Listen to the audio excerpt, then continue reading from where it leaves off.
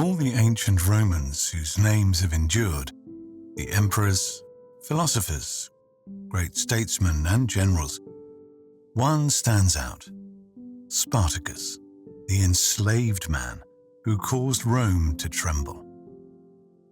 You might be most familiar with the storied rebel as he's been depicted on television and in books and movies. But how much of his story is truth or fiction? And what really happened to this enslaved man turned gladiator? Tonight, we'll explore the true story of Spartacus and the cause for which he was willing to give his life. So just relax and let your mind drift as we explore the sleepy history of Spartacus.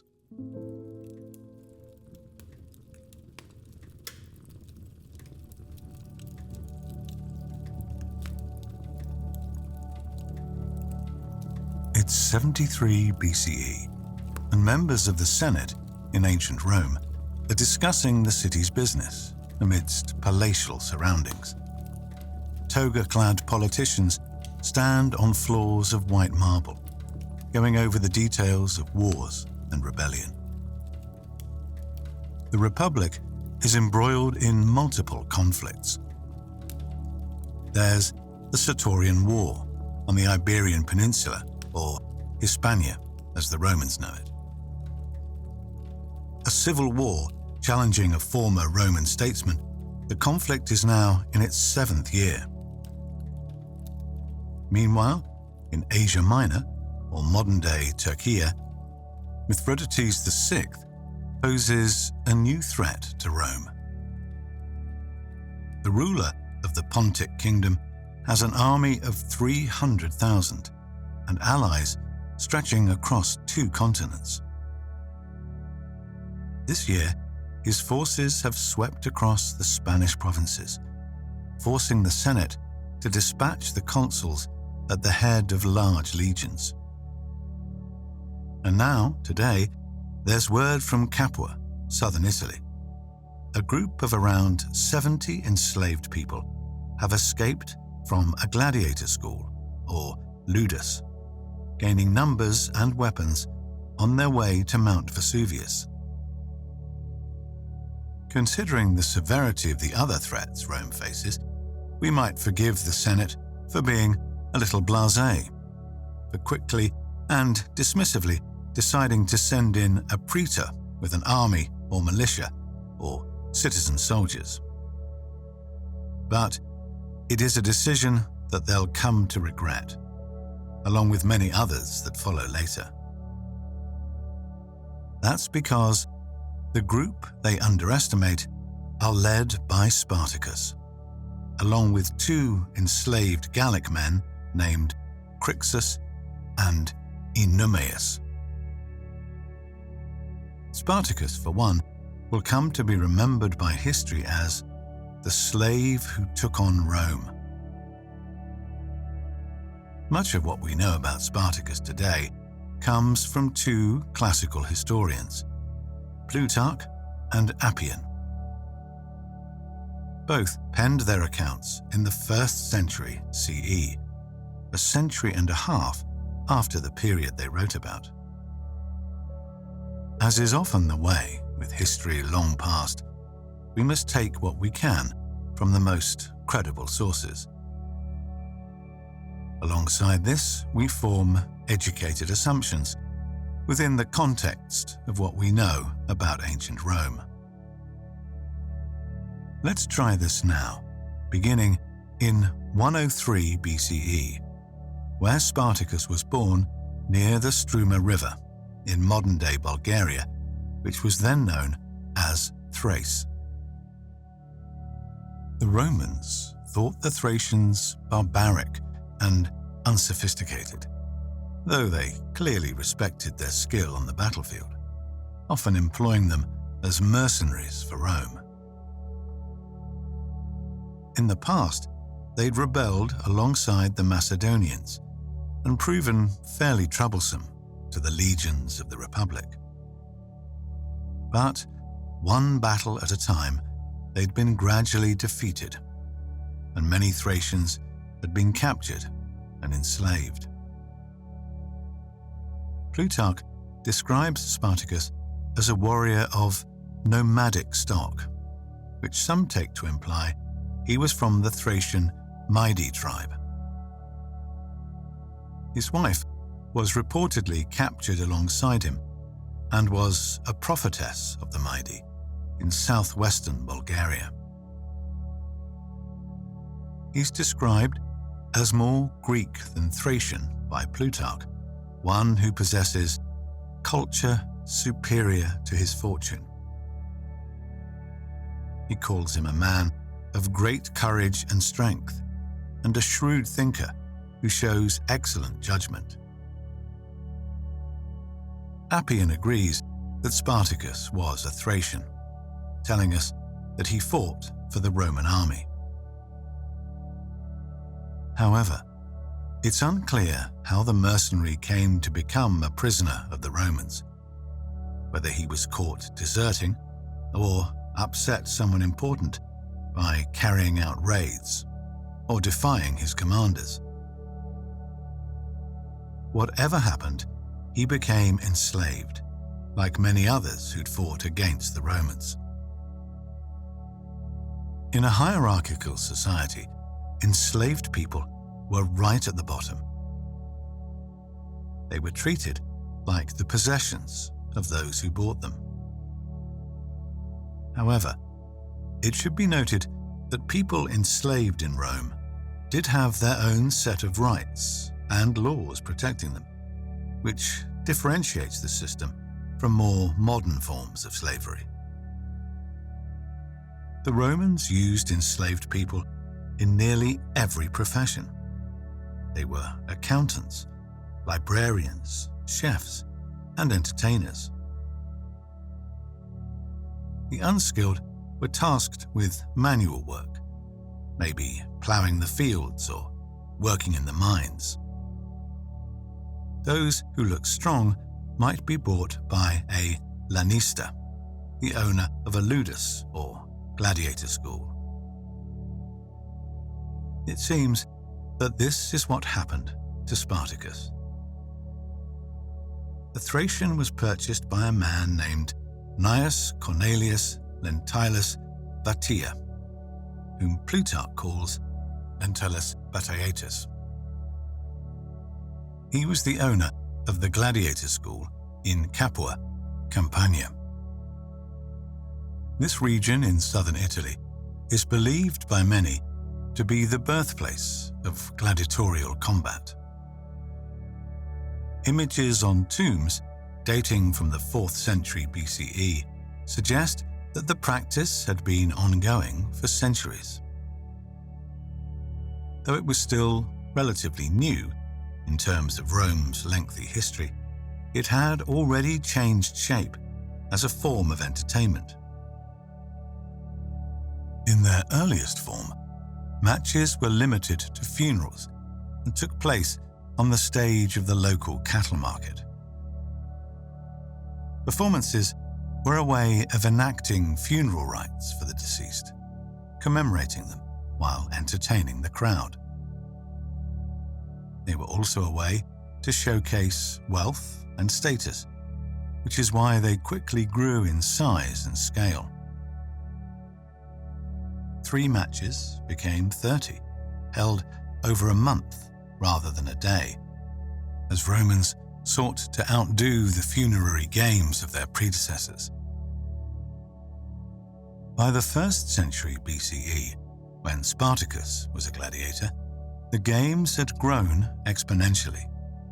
No longer restricted to funerals, they took place at the main plaza and were a key part of the state-sponsored ludi. The public games were a grand affair and ran in conjunction with religious festivals. They were held in honor of Roman gods and goddesses and had music, food, and all kinds of entertainment.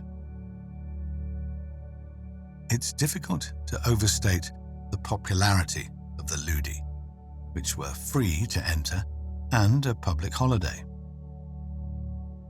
To the Senate, they were a means of keeping the masses happy and maintaining peace in the fragile republic. Ambitious politicians, and those already elected, would use the ludi to win votes and favor.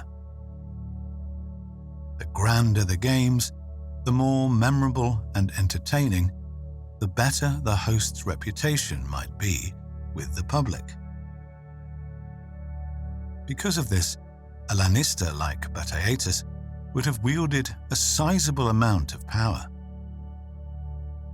His gladiators would have brought him much support from the people, which in turn brought wealth and political sway. Now, we know very little about how Spartacus performed in his matches, but we might assume he had some skill because he survived. In the early days of this ancient entertainment, gladiatorial matches often resulted in death. Equally, he might have been saved from execution, having lost a match but entertained the crowds. The official in attendance, called the editor, would gauge the crowd's reaction before signaling a gesture that decided one's fate. More often than not, if the gladiator had the crowd's approval, they would be allowed to live to fight another day. Fighters were distinguished by their weapons and armor, and we know that Spartacus fought as a murmillo. This title was usually taken up by gladiators from Gaul, but perhaps the Thracians' fighting style was better suited to it. The title means fishman, translated from Latin, and their bronze helmets were topped with a fish fin. They carried a large oval or rectangular shield known as a scutum, and the gladius sword from which gladiators take their name. Murmillo were one of the more heavyweight combatants. Their swords alone weighed up to 1.6 kilograms. The rest of their armor was relatively light, however. Likely, Spartacus wore a loincloth and sandals with a belt around his waist. He probably wore leg and arm guards made of cloth and leather, and possibly shoulder guards on his sword-wielding arm.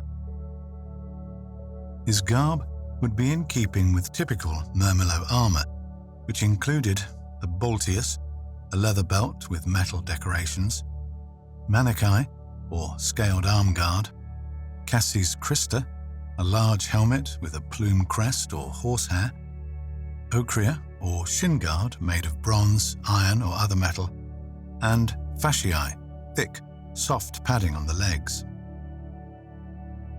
It's possible that Spartacus fought in the arena, on which the amphitheatre of Capua was later built.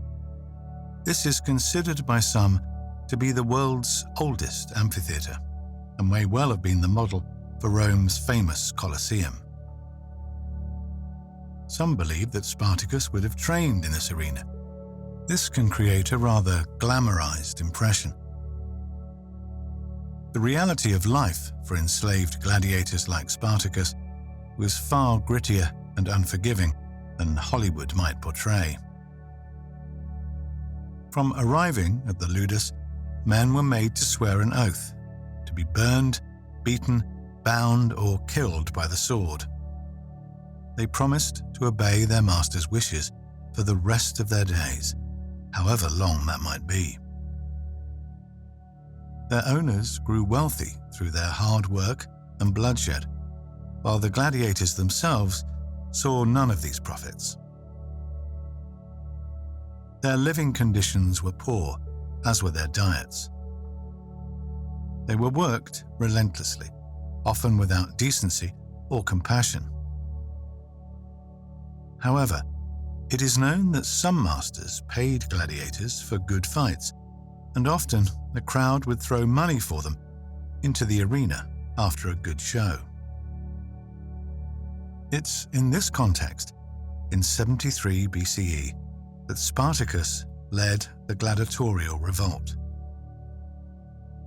According to Plutarch, a group of 78 enslaved men armed themselves with utensils from the kitchen or cookhouse. Along the way, they ran into a transport cart of weapons, and so the kitchen knives were dropped and swapped for swords and other objects. From there, they escaped to Mount Vesuvius on the Gulf of Naples. They'd gained followers along the way: peasants, deserters, enslaved people, and shepherds. Perhaps some liked the idea of sharing plunder equally, or maybe Spartacus made a speech that inspired them to join. It's a reasonable assumption, as he was the group's leader. However, some sources note the Gauls, Crixus and Oenomaus, as leaders with power equivalent to Spartacus.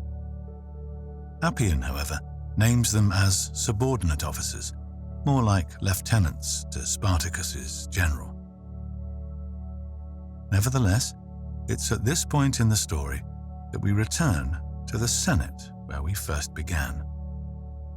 You might recall that the politicians weren't overly concerned and thought a small rebellion of enslaved people could easily be dealt with.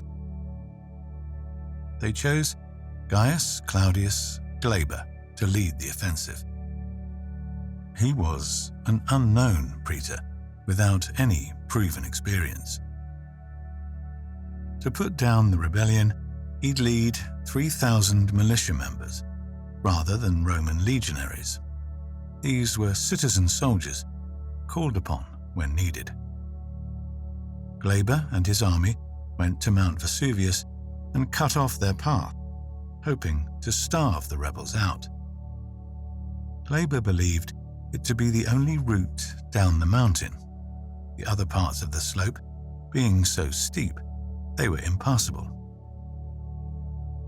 He didn't expect the rebels to make mountain vines into ropes and use them to rappel down the slopes.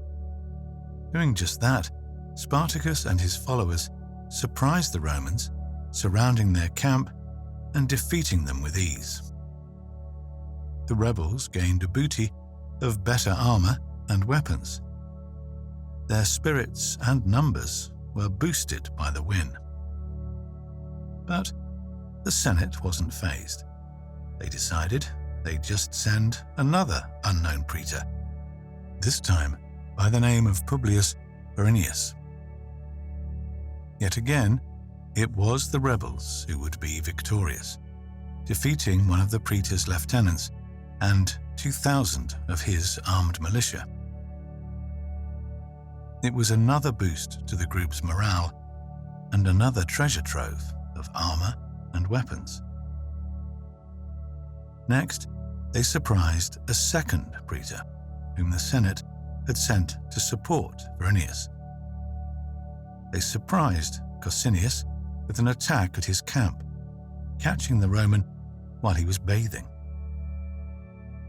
It's said that the rebels eluded the Romans by positioning corpses as decoy guards. Then they attacked once they had Verinius surrounded, overwhelming his forces and taking the praetor's horse as a symbol of their victory.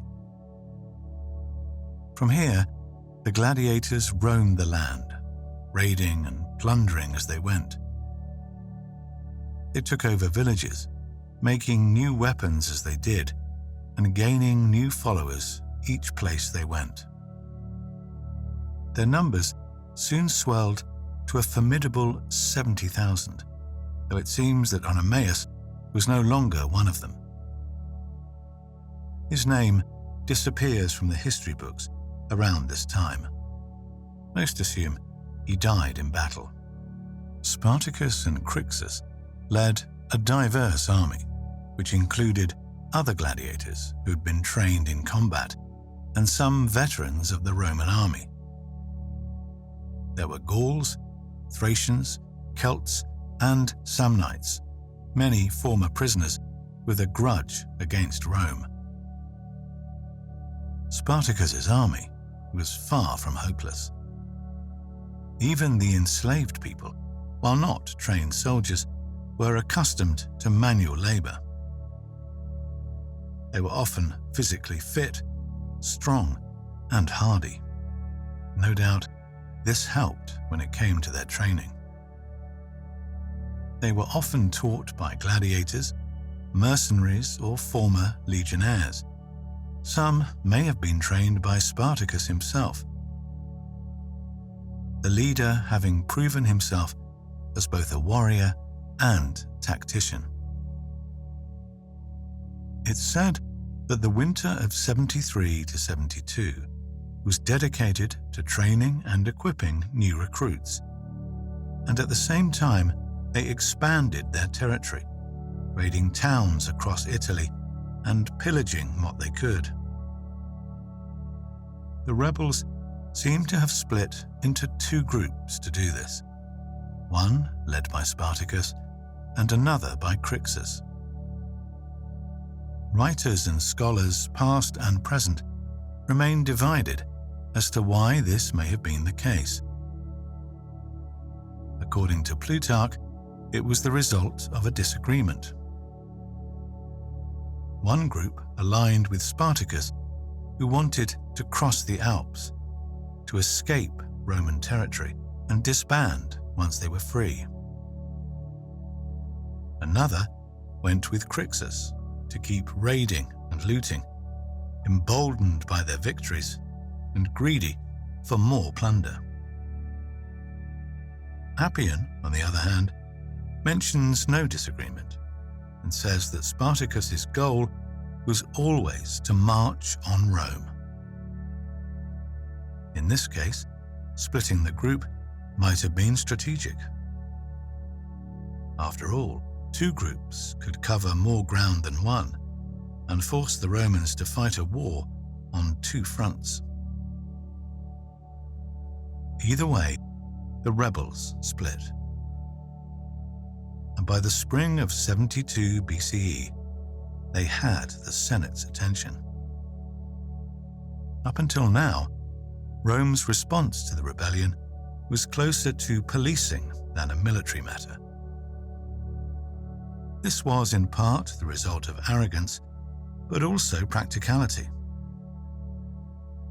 The Senate couldn't afford to send troops where they weren't needed, not when they were at war with the Pontic kingdom. It's also possible that some members of the Senate were concerned about the optics of sending in the army. This in itself was a humiliation, an admission that mighty Rome had been made to tremble by a ragtag group of enslaved people and foreigners. By the spring of 72, things had changed. The Senate didn't have the luxury of remaining complacent.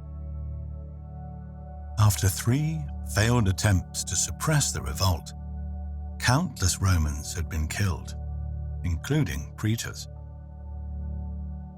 The rebels had only grown in size and spirit, and were now running wild across the country. Embarrassed or not, the Senate had to admit that the gladiator army posed a serious threat. So, they turned to the Republic's appointed rulers and tasked the 2 consuls with ending the rebellion. Both Gellius and Clodianus commanded their own legions, though the size of their armies remain unclear. Estimates fall somewhere between 3,000 and 6,000 soldiers, the vast majority being infantry, with a few hundred cavalry on horseback. Gellius's force was massively outnumbered when they met Crixus near Mount Garganus in southeast Italy. The gladiator led a force of 30,000, a group of battle-hardy rebels bolstered by past success. They'd proven impressive when it came to guerrilla warfare, ambushes, raids, and minor skirmishes. But open battle was quite different. Ultimately, they were a group of deserters facing off against a consular army. The Roman army was amongst the best in the world. Still today, they're famed for their discipline, their organization, and battlefield tactics. Despite outnumbering the Romans by more than 20,000, the rebel peasants and shepherds were no match for legionnaires. And so, it was Gellius and his legion who would hand the insurgents their first defeat. The rebel army lost 2/3 of its fighters, including Crixus, who'd been at the forefront from the beginning. It's said that Spartacus, upon hearing of the defeat, held funeral games in honor of Crixus and the fallen.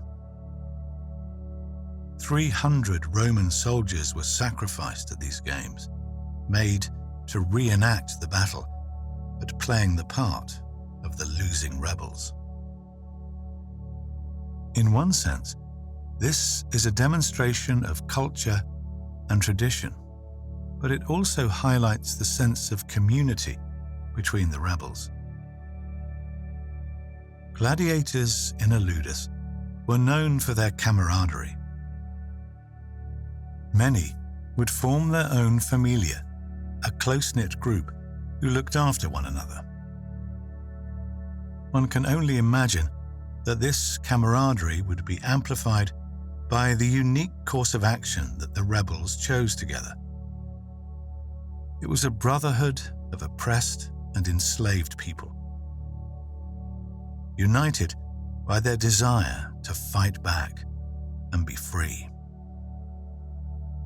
Spartacus was likely grieving the loss of his brother-in-arms, Crixus, though it doesn't appear to have clouded his judgment. If anything, it seems to have spurred him on and fueled the fire of more resistance. By this point, Clodianus and the other consular army were north of the rebels, blocking their way. According to Appian, Gellius planned to follow them north, seeking to trap them between the Roman armies. It was an effective strategy and might well have been successful had the army made it in time.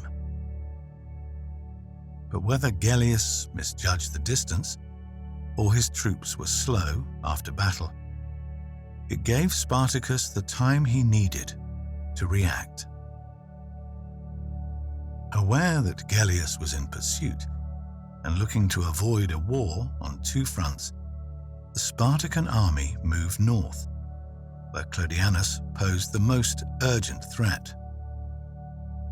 The consul likely underestimated both Spartacus and the number of fighters at his command.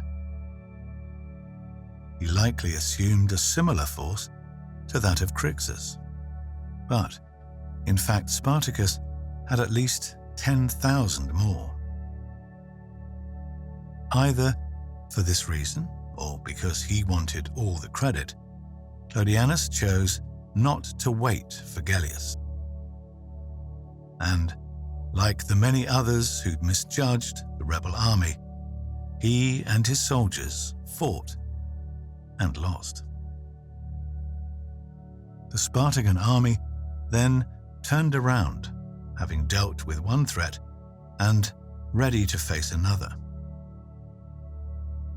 They moved south, defeating Gellius's legion and forcing the consuls to retreat to Rome. Appian tells us that the consuls regrouped, gathering all remaining troops into a single legion. This legion fought the rebels at the Battle of Picenum and were decisively defeated for a third and final time. Plutarch's account is a little different. He makes no mention of the battle at Picenum or the second battle between the insurgents and Gellius. He notes that Spartacus triumphed over Clodianus, but claims that after this he continued northwards. There he defeated a force of 10,000 men, led by the governor of Cisalpine Gaul. There's no way of knowing which account is the right one, and it is possible that both are accurate. The rebels may have defeated the consular armies as well as the men of Cisalpine Gaul. Regardless, both writers have the rebels as the victors. The path was clear to move north to freedom.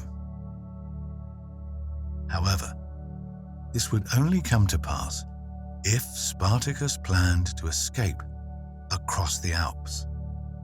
But it seems that the Thracian had another idea in mind. Perhaps Appian was right all along, that the plan had always been to march on Rome. Or maybe the death of Crixus had led to a change of heart, and Spartacus looked to avenge his fallen brother. Regardless of the reasons, Spartacus was on the warpath. It's said that he ordered the killing of all prisoners, wanting rid of anything that might slow them down. Any materials that weren't deemed essential were set alight so that others couldn't use them. The rebels continued to raid and pillage while they made their way across the region. This was as much an attempt to embarrass the Republic as it was an opportunity to gather food and resources. The Spartan army had been formidable before, but now their numbers were at 120,000. Yet, Spartacus questioned whether they really had the skill set to conquer the defenses of a city like Rome. So, instead of marching west into Rome, the rebels went southwards and took the city of Thurii. This was a base from which raids were conducted. Men would go out to find bronze and iron, which would be made into weapons and armor in the city. Meanwhile, in Rome, panic was bubbling. What began as a minor uprising in southern Italy was now a civil war in its third year. People were alarmed by rumors of Spartacus and his rebels, who, at any moment, might march on the capital. As a testament to this, when it came time for elections, there were very few candidates looking to stand for praetor. Many rightly feared that should they be elected, their first order of business would be to face the rebel army. However, there was one man who didn't share this view: Marcus Licinius Crassus, the richest man in Rome. It's difficult to gauge his wealth by modern comparisons, but experts believe it's the equivalent of $20 billion today. Plutarch describes Crassus as an ancient profiteer, noting public calamities were his greatest source of revenue. He was the kind of man who owned a fire department in which the firefighters were trained to watch a building burn until its owner had offered the right price to save it. He would then buy the property at a dramatically reduced rate, adding it to an already staggering portfolio. Primarily known for his enormous wealth, Crassus was a man with political ambitions. He knew that the man who put down the rebellion would be guaranteed a place in the Senate. So he put himself forward and was voted into service, and Rome looked to Crassus to rid them of the rebels. The praetor was given command of 6 new legions, as well as what remained of those consular armies. Having so much money was certainly advantageous. He was able to use his own personal funds to train and equip his sizable army. At first, it must have seemed like none of this would matter, and that Spartacus would defeat Crassus like those before him. That's because the first expedition proved a failure once again, and the legate, Mummius, disobeyed orders. The plan was for the legate to lead 2 legions ahead of Crassus and the main army. The other 4 legions would wait with Crassus at the borders of Picenum. Crassus would then approach once the legate was in position, by which time they'd have the enemy surrounded. Unfortunately for the Romans, Mummius got cocky. Crassus had given him strict instructions not to engage the rebels in any small way. But, seeing their army, he thought he had the advantage, so he attacked the rebels and was subsequently defeated. Crassus was enraged at the legion's disobedience and punished the army to bring them back in line. He reintroduced a punishment known as decimation, something thought barbaric even then. Soldiers were split into groups of 10 or decades and drew lots to decide which soldier would be killed. The man who drew the short straw would be executed by his comrades, maybe stoned, clubbed, or stabbed to death. It wasn't clear how many soldiers Crassus punished, whether it was the legate's 2 legions or the entire army. But whether 50 or 1,000 were killed by decimation, it seems that his soldiers didn't disobey him again. Crassus's army went on to defeat Spartacus. The Thracian was forced to retreat to southern Italy. Plutarch tells us he'd planned a crossing to Sicily, where he and the rebels could regroup on the island. Only the pirates he paid to take them across the water sailed off and stole his money. The Spartan army had to fall back further, to the city of Rhegium on the southern peninsula. Unable to get to Sicily, they were trapped and vulnerable. Crassus must have felt like victory was imminent. Those who'd gone before him might well have attacked, but Crassus, being patient, decided on a siege. He had fortifications built across the region, blocking both the escape route and access to resources. Spartacus responded by splitting the army in 2, sending one group ahead to break through the siege. They did break through, but were quickly defeated. Though, curiously, the victory left Crassus disheartened. It's said that the praetor had the bodies checked for wounds, and that out of 12,000 rebels killed in the battle, all but 2 had died facing their opponents. It was clear to Crassus that the rebels could not be broken. They would fight on until the bitter end. In the meantime, Spartacus had initially stayed back, but been pursued into the mountains by the officer Quintus. At some point, the rebels turned around and fought, defeating Quintus and yet another Roman army. This wasn't a disaster as far as Crassus was concerned. He'd weakened the rebel army and had good numbers behind him. He was much more concerned that Gnaeus Pompeius Magnus, often known as Pompey the Great, was on his way to help him, having put an end to the Sertorian War on the Iberian Peninsula. Crassus was greedy for the acclaim and power that would result from single-handedly putting down the revolt.